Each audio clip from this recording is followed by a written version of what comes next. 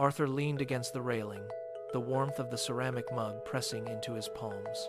The morning air carried the scent of dry leaves and distant cut grass. He watched a mail carrier navigate the street, a predictable rhythm in a quiet neighborhood.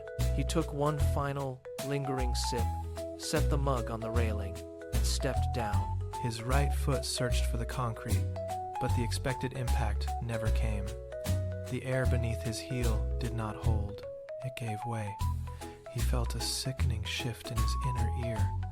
A sudden loss of equilibrium that sent his hands grasping for a railing that was no longer there. The suburban street before him did not simply vanish, it folded. The scene buckled like a piece of paper caught in a press, the edges curling inward. Then the world shattered. The wood, the leaves, and the horizon fractured into jagged shards of light. The ground turned to emptiness. Arthur tipped forward, his center of gravity lost. And he plummeted into the yawning silence of the void. He did not hit the earth. He fell through it. The air whistled past his ears, a thin, high-pitched scream that drowned out his own breath.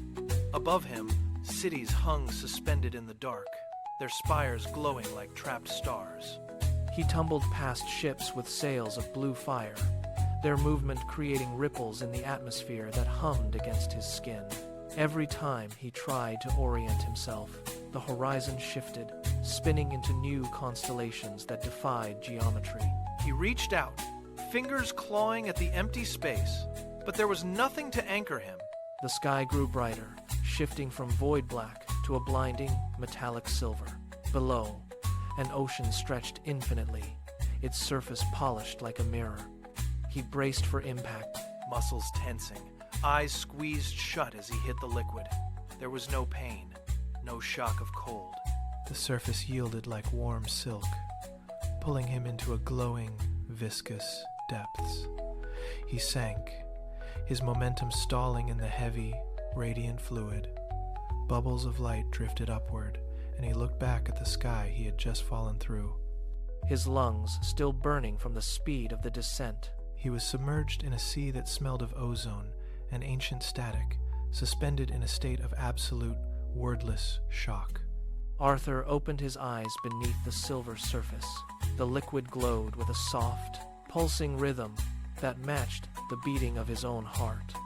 Mechanical fish darted past him, their brass scales clicking like clockwork, fins made of translucent crystals slicing through the warm medium. He reached out, brushing his fingertips against a passing fin, and the creature shimmered, changing hue from gold to deep violet. He kicked his legs, propelling himself upward through the liquid aurora. As he neared the surface, he looked up. The sky was not empty. A massive city hung suspended in the clouds, its towers inverted, pointing downward like jagged teeth reaching for the sea. The architecture pulsed with light, casting long shadows across the metallic water. Arthur broke through the surface, gasping.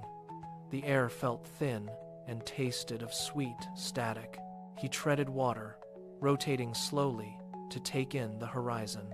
Everywhere he looked, the laws of physics seemed to be suggestions rather than rules. Massive floating platforms drifted in the distance, and the clouds themselves moved in organized, geometric patterns. His pulse slowed, the initial panic replaced by a sharp, focused curiosity.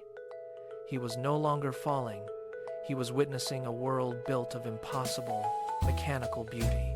A woman stood on a hovering platform just feet away, her hands steady on a console of spinning brass gears. She watched Arthur with eyes that seemed to measure his very presence. "You cross the porch," she stated, her voice cutting through the hum of the floating architecture. Arthur treaded water, his gaze darting between the inverted towers and her calm expression. "The what?" he asked. She pointed to a shimmering, jagged distortion in the air behind him. The place between worlds. You stepped through a tear. Arthur reached out, his hand rippling through the water, leaving a trail of golden light. "I thought this was magic," he whispered. The woman turned a dial on her console, and the light in the water shifted from silver to a deep, resonant amber.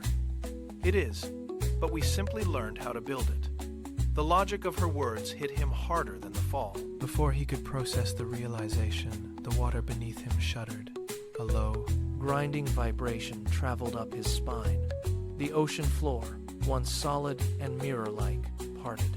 It spiraled open into a violent, glowing whirlpool of light. Arthur lost his footing in the liquid, his arms flailing as the surface collapsed inward, dragging him down into the depths of a new, neon-streaked horizon. The neon constellations blurred into streaks of electric violet and burning gold. Arthur fell, but the terror that had gripped him on the porch was gone. He stopped fighting the air. He let his limbs hang loose, watching the floating cities he had just left shrink into tiny, flickering points of light. They vanished, swallowed by the sheer scale of the descent. Below, layers of horizons folded over one another like pages in a book, each one glowing with a different, impossible color. He did not scream. He did not reach for anything to hold. Instead, he tilted his head back, letting the rushing wind pull against his skin. The silence of the void was absolute, broken only by the faint, rhythmic hum of the universe shifting its gears. He closed his eyes for a moment, feeling the weightlessness settle into his bones.